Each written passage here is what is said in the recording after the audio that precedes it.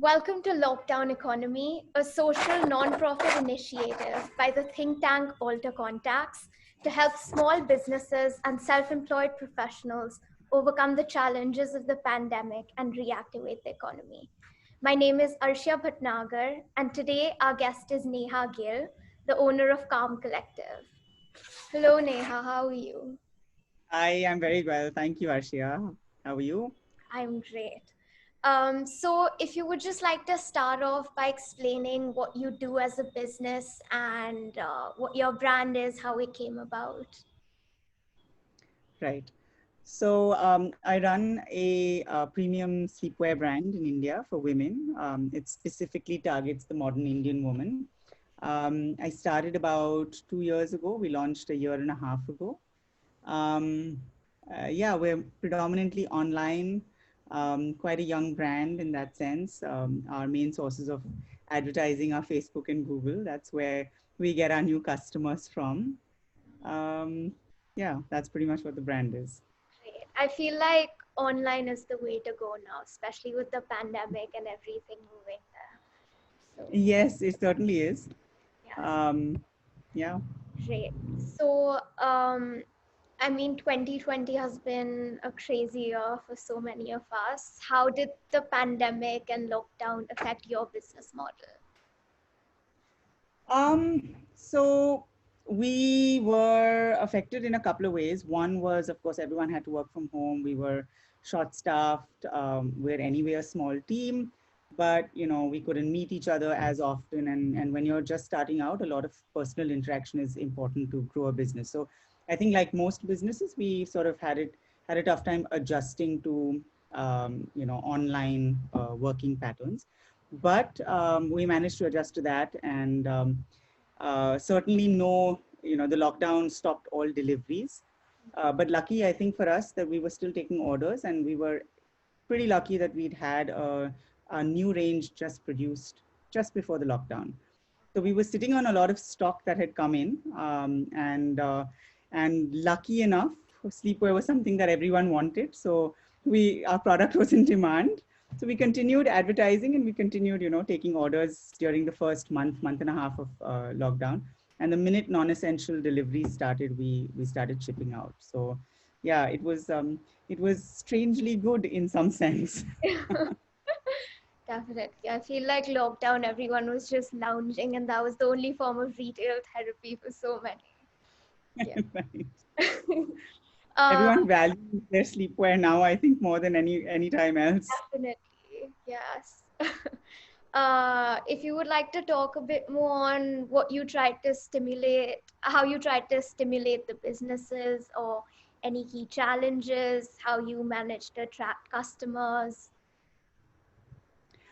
Yeah, so I think the struggle, I think, for most customers was that while they were placing orders during the month and a half of lockdown, they weren't able to get it immediately.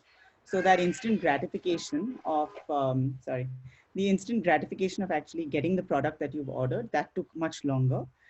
So we were constantly, calling up customers and letting them know, keeping them updated on the fact that, uh, different cities were opening up at different times. While non-essential deliveries started up, we couldn't reach, say, Calcutta because that took the longest to open up. Hmm. So we would keep in touch with customers periodically, letting them know that their orders are blocked for them and that they would get it at X date. So I think that certainly helped keep customers a little, have customers have faith in the brand, because for a lot of them this was a new brand. We were a new brand. There was no trust factor before that. So that certainly helped the trust factor, especially for us. We continue to work from home. We took a lot of COVID precautions. We also have a small team. So our team was great because they were willing to stay on premises, so that they could reduce any, interaction with the outside world, I suppose. And so that helped us continue to work harder. Yeah, so largely taking a lot of precautions, sanitizing, not going out at all, not having risked our employees also from coming in and out constantly. Yeah, it's pretty much how we did it. Yeah. I feel like loyalty building and building relationships with businesses is also so important with customers. And so Yes. that was also one. Great. I Uh, think one of the important things, was exactly that for a young business, an unknown business, to be able to call up customers and say, listen, we appreciate your business and please be patient and you will get your order. That just makes a new customer feel like, okay, my money's safe, or I shouldn't look somewhere else. And I feel like that's a challenge that a lot of businesses around the country were facing because borders were closed, different states were taking different precautions and different lockdowns, and so. Yeah. Yeah. Uh, Plus, also, I think returns were very difficult for us. Pardon? um, Returns had become quite hard because online channels had just stopped taking returns. They Hmm. said, we've got limited staff and we can only deliver product. We can't actually take an exchange or a return back. Right. So yeah, that was a huge challenge to get Okay. done with. And that complicates so much more in terms of COVID precautions as well, I'd Yeah. assume. Yeah, getting the return pieces back, and we would steam iron everything. Every time it came in and out, we steam ironed them, put them away. In the early days, there was so much unknown information, so leaving things for a day, day and a half without touching them. You know, Really early on, we didn't know how this was working. We're a little less paranoid today, but yeah, so we managed to get through all of that. Uh, do you know how your customers and competition are doing now? Well, I think the customers are doing great because they're at home and working from home in some cases still, which is, it's a better way to work, I suppose. Um, but I think competition has now suddenly discovered even the big guys, the big corporate giants who never really focused on online channels, leaving these lovely online channels for young brands like us to actually find our space. But now the online channels have just come hard. Like they've really come down hard on online channels. So these big corporate, sorry, the corporate giants have come down hard on the online channels. So now advertising costs have gone through the roof. So I suppose competition is doing great as well because they're pumping in the money um, and driving our costs up as well. I can imagine. Um, so, how is your business going now? And if you would like to share any plans that you have for the coming few months, what do you envision 2021 to be for your brand? So we want to stabilize. We want to stabilize our supply chain. That got hit a little bit during lockdown as well. And so we'd like to stabilize a couple of factories that we work with. They're mid to small scale factories, and they deliver really good product. They try and reduce any carbon footprint by wastage, by using up wastage well. So we are trying to help them keeping our sales regular, focusing on marketing, dealing with competition and the increased advertising costs. So we're trying to focus on that bit so that we can get a consistent flow of sales. And if we can do that, then we can consistently feed our factories, which are, like I said, they're small to mid scale. So I think keeping them going is very important. In fact, one of our factories is run by a woman entrepreneur, and so for her, it's we're more focused on her, I dare say, than some of the other factories, Hmm. because I think she's new also like us. She's kind of taken the leap with us, so we're trying to keep her going more than the others at this point. A little bit of a bias, maybe, but yeah, Women supporting women, love it. absolutely. Yes.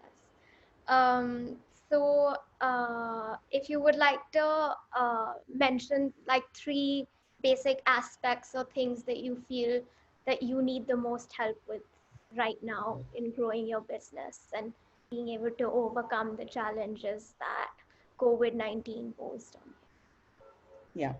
So I think working capital is always a struggle for a smaller business, but right now it's a struggle.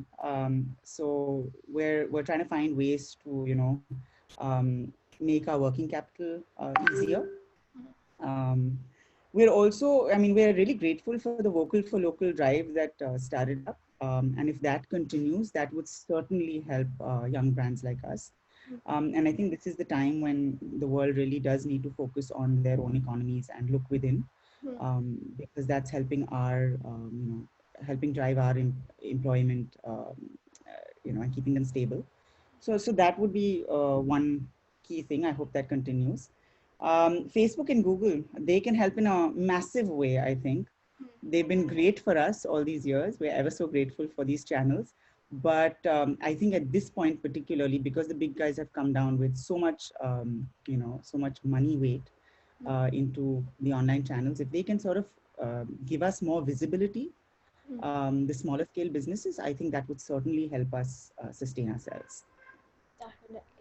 So it's more about growing visibility on social media and like social media channels, Facebook, Instagram. Yeah. Great. Yeah, our world revolves around that. Yeah. There is no digital detox for our brand and brands like us. Around the world, really, we've become a completely digitalized world now.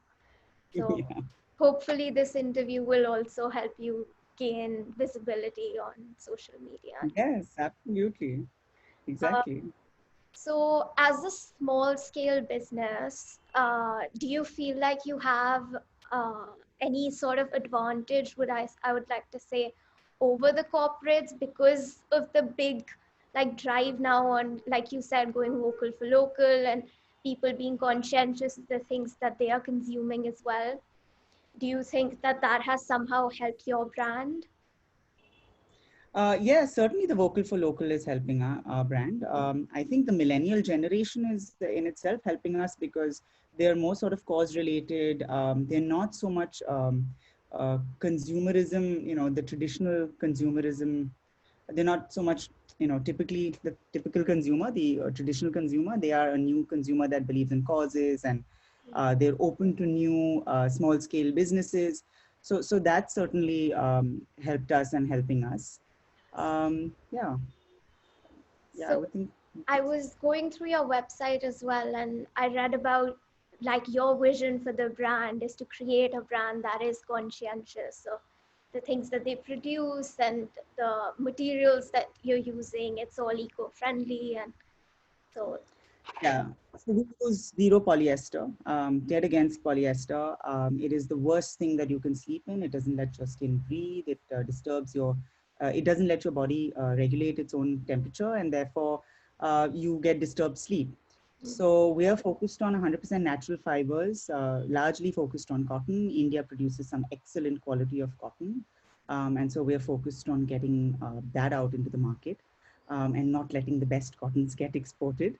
But and we're not afraid to go slightly higher in price points as well, even for cotton. And the reason for that is because some of our best cottons do cost a little bit more than commercial cotton used. But we're missing out if we don't experience that. And there are customers across the board that are willing to pay a little bit, a premium for good quality fabric. So we're definitely for the mindful woman who understands all of these nuances.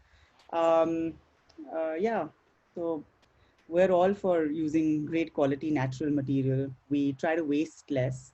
We are trying to move away from plastic at every stage. Our packaging, our tag, for example, we use a tag where we've extended the length a little bit more than a regular tag. And the reason for that is because we don't want customers to just chuck it out. We use a good quality paper, and we want you to sort of take that and use it as a bookmark for your reading. Our bag that we deliver our product in, we don't like to give it in a plastic bag, or we want you to have a lovely experience opening up this product that you order. And when you get it in an eco-friendly bag that can be reused for your travel purposes, things like that. So we're thinking about it at every stage. One of the biggest things we're working on currently is we're trying to find an alternative. It's not cheap. It's not comparable to plastic. The courier bags that we use, it's a lot of plastic that all the online players are using, including ourselves. So we're definitely working on finding a paper alternative to that, um, because, I mean, plastic is just devastating. So at the cost of a slightly higher price for bag, we are looking at that shortly. Yeah, oh, we quite that's enjoy great this. though. Yeah, and I hadn't actually noticed the bookmark point that you made, but the thought that went into that also, that's really lovely. Thank you.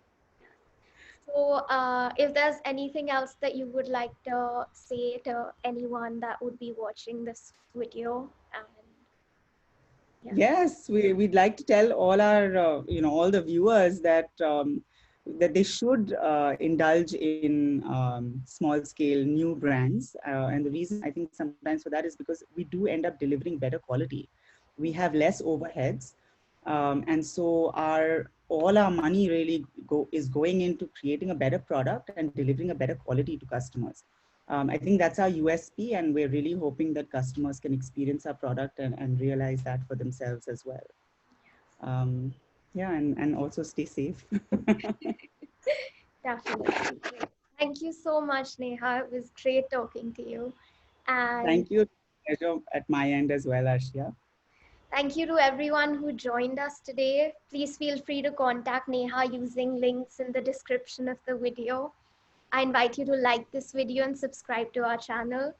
On our channel, we'll also have many more insights for you from different countries and business sectors. So I invite you to have a look and stay tuned. Thank you. Thank you, Arshia.